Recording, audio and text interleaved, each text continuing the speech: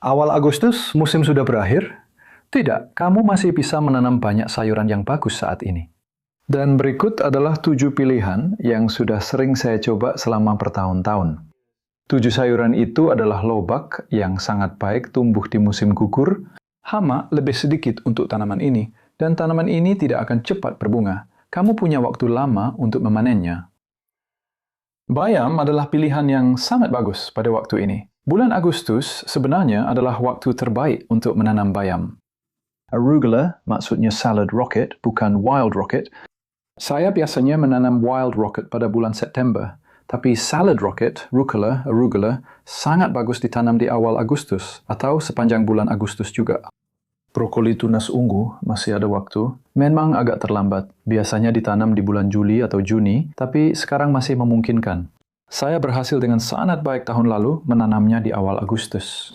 Dan kemudian endive. Ini adalah waktu terbaik untuk endive. Karena endive sangat produktif di musim gugur. Bahkan lebih baik daripada selada. Dan selama Anda tidak keberatan dengan sedikit rasa pahit di daunnya, mereka benar-benar menjadi bintang di musim gugur. Sawi Cina. Saya tahu Anda bisa menanam sawi Cina sepanjang tahun, tapi di awal Agustus mereka benar-benar tumbuh dengan baik. Anda akan mendapatkan crop yang bagus pada bulan Oktober. Dan terakhir, collard.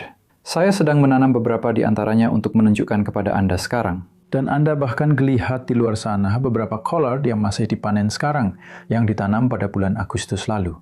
Jadi mereka adalah sayuran yang sangat serbaguna. Saya hanya menanam beberapa dari masing-masing, lebih untuk menunjukkan kepada Anda metode penanamannya. Tapi sebelum itu, saya ingat saya perlu membuat beberapa lubang di baki saya. Jadi saya sudah mengisi baki cukup penuh dan padat dengan campuran media tanam, yang merupakan campuran buatan saya sendiri. Campuran ini terdiri dari 50% kotoran cacing dan 50% campuran khusus growworm yang menurut saya adalah yang paling dapat diandalkan.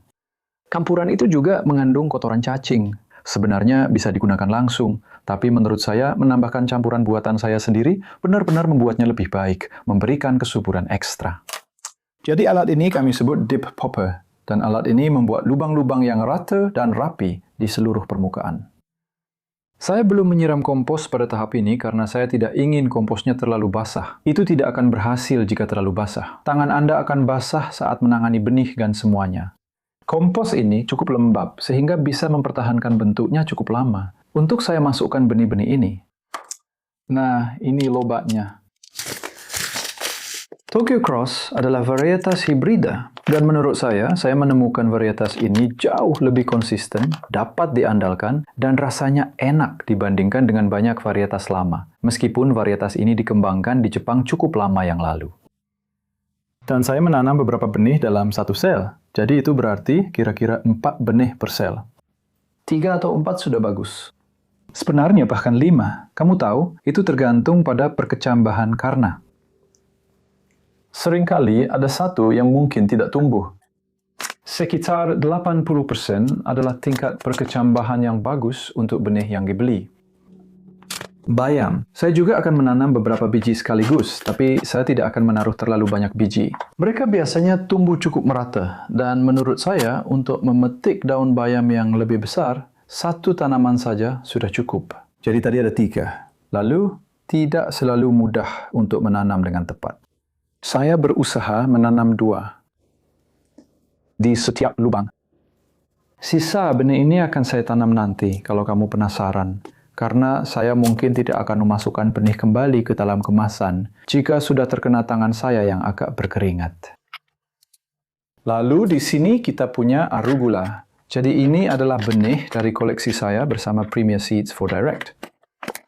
Pada dasarnya, ini adalah varietas atau jenis benih yang menurut saya sangat bisa diandalkan selama bertahun-tahun. Dan menyemai beberapa benih sekaligus berarti, sekali lagi, tergantung apa yang Anda inginkan. Jika Anda hanya ingin beberapa daun besar, saya sarankan tidak lebih dari 2. Jika Anda ingin banyak daun kecil, bisa 3. Saya akan menanam 2 atau 3. Dan kita akan lihat apa yang terjadi. Masih ada sedikit kelonggaran. Jadi, menyemai beberapa benih sekaligus, berarti kamu bisa memasukkan semua benih ke dalam lubang kecil yang sama. Kamu tidak perlu memberi jarak pada tahap ini. Dan saat mereka tumbuh, mereka akan saling mendorong satu sama lain. Ini adalah cara yang benar-benar luar biasa dan ajaib untuk menggunakan lebih sedikit ruang dan lebih sedikit media tanam untuk menumbuhkan banyak benih. Sekarang yang ini adalah brokoli untuk dipanen musim semi mendatang. Jadi beruntung saya tidak membutuhkan terlalu banyak benih karena memang hanya itu saja yang ada di dalam paket itu. Beberapa benih hibrida F1 cukup mahal. Jadi karena semua benihnya sudah saya keluarkan, saya akan menanam semuanya di sini. Sial, tadi saya taruh di yang sebelumnya. Itu bakal menarik. Kita akan punya brokoli dengan arugula. Saya rasa saya bisa mengatasinya. Dan sekarang kita lanjut ke endive. Dan ada dua jenis endive yang saya suka tanam. Satu disebut scarol. Dan daunnya lebih lebar, lebih besar. Mungkin tidak sepopuler endive keriting. Dan ini adalah benih simpanan sendiri. Jadi mereka sedikit. Tidak begitu rata. Seperti banyak benih komersial. Saya akan menaruh 2 biji di satu lubang sebenarnya. Karena dengan banyak benih, jika Anda hanya ingin satu, saya hanya ingin satu tanaman di sini, per sel. Jika semuanya tumbuh, maka Anda cukup mengambil satu saja. Atau kadang-kadang Anda mendapatkan satu yang lemah dan satu yang kuat. Anda bisa membiarkan yang kuat dan menyingkirkan yang lemah. Jadi ya, ini adalah Wallone, yang merupakan endive keriting. Dan saya sudah mencoba beberapa dari ini selama bertahun-tahun, dan saya harus bilang, Wallone benar-benar jadi favorit saya.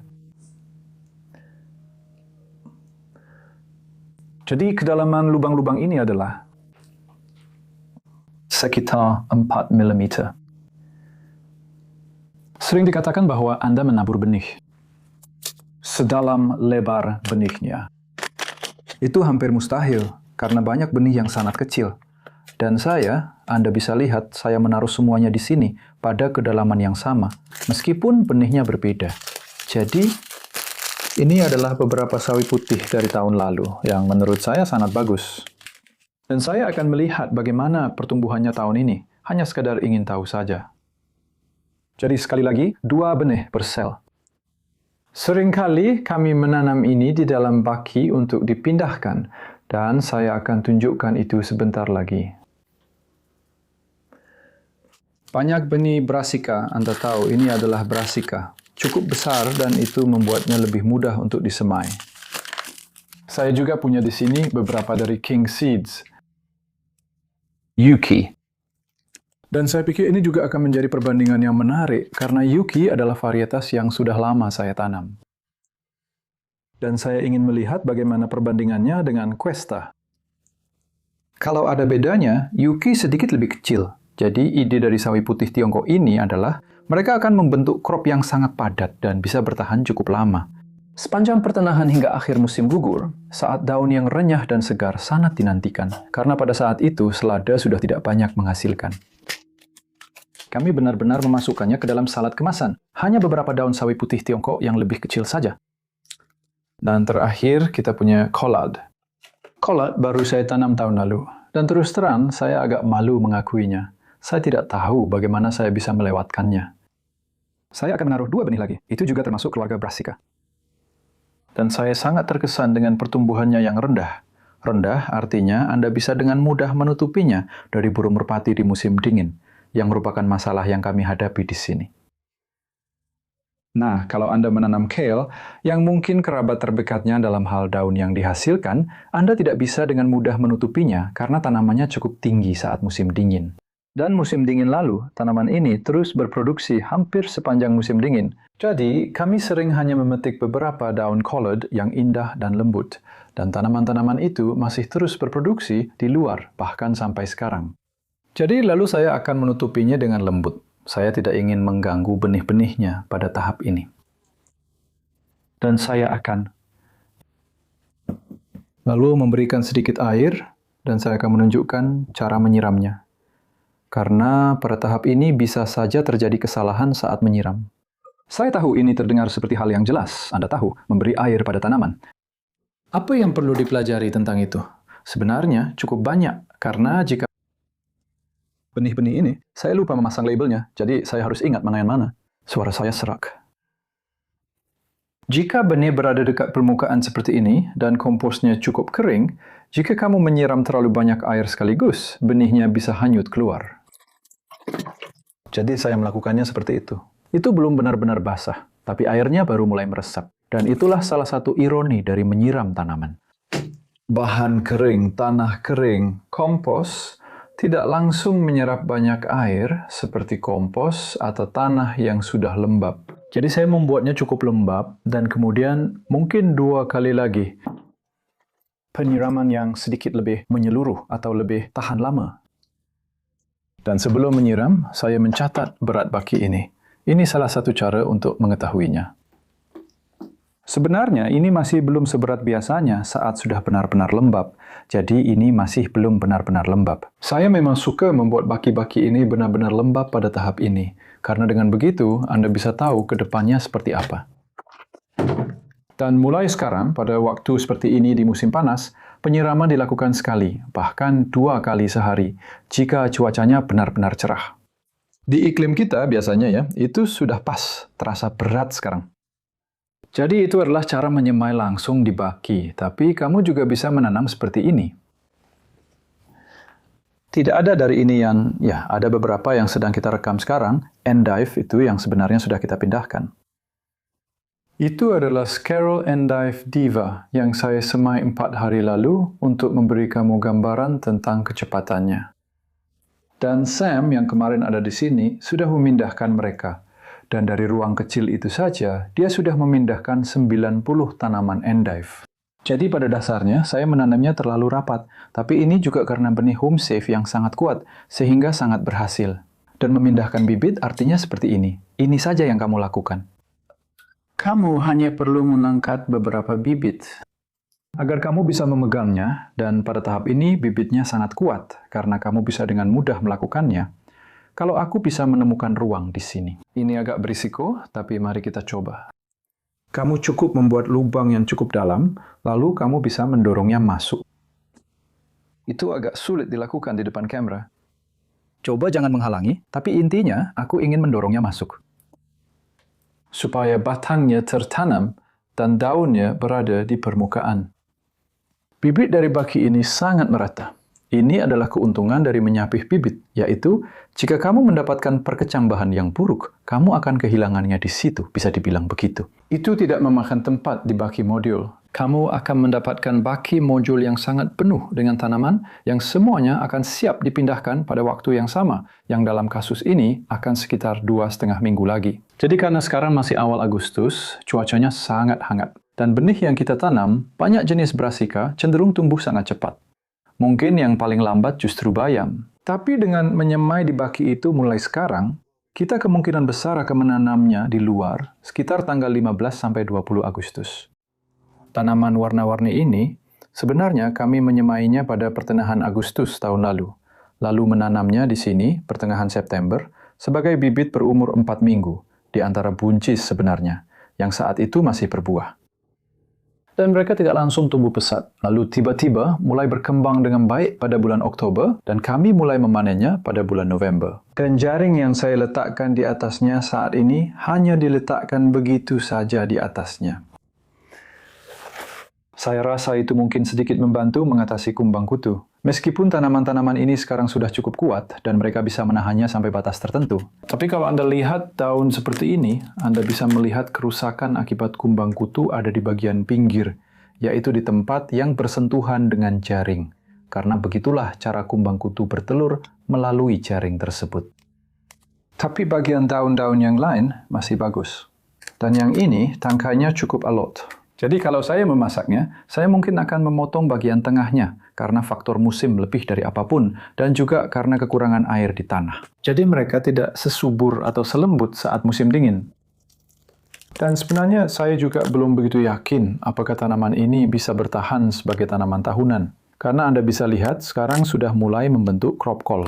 Tapi beginilah cara kami memanennya selama ini, mengambil daun-daun dari bagian luar. Dan saya memetik daun-daun ini 6 hari yang lalu, jadi hampir 1 daun per hari. Dan kamu juga bisa memetik yang itu. Maksud saya, semakin ketena sini, semakin empuk dan lezat rasanya. Kita akan lihat apa yang terjadi jika saya memetik 1 atau 2 lagi. Kamu tahu, kamu masih bisa melakukan ini juga. Kamu bisa melakukan ini pada selada dengan cara yang sangat mirip, yaitu mengambil daun bagian luar, bahkan ketika tanamannya mulai membentuk crop sedikit. Dan itu bisa memperlambat proses pembentukan bagian tengahnya. Bisa dibilang, itu membuat mereka tetap seperti remaja. Jadi kita akan lihat nanti. Tapi pada dasarnya, kami sudah memanen selama 10 bulan dari 1 kali semai yang menghasilkan daun hijau yang sangat lezat sepanjang waktu, musim dingin, awal musim semi, saat tidak banyak daun hijau segar. Jadi saya sangat merekomendasikan collard. Saya harap Anda menikmati pengenalan singkat ini. Semoga ini memberi Anda ide benih apa yang bisa ditanam sekarang agar bedengan atau kebun Anda tetap terisi sebanyak mungkin sepanjang musim gugur, bahkan hingga musim dingin. Dan jika itu adalah lahan yang tadinya akan kosong, itu sangat berharga. Anda bisa menemukan informasi lebih lanjut di buku-buku saya, misalnya Nordic Skills Book. Saya telah menulis banyak buku tentang berkebun yang membahas topik-topik ini, dan seluruh hal tentang penanaman dan penyemaian bertahap. Yang sebenarnya inilah maksudnya.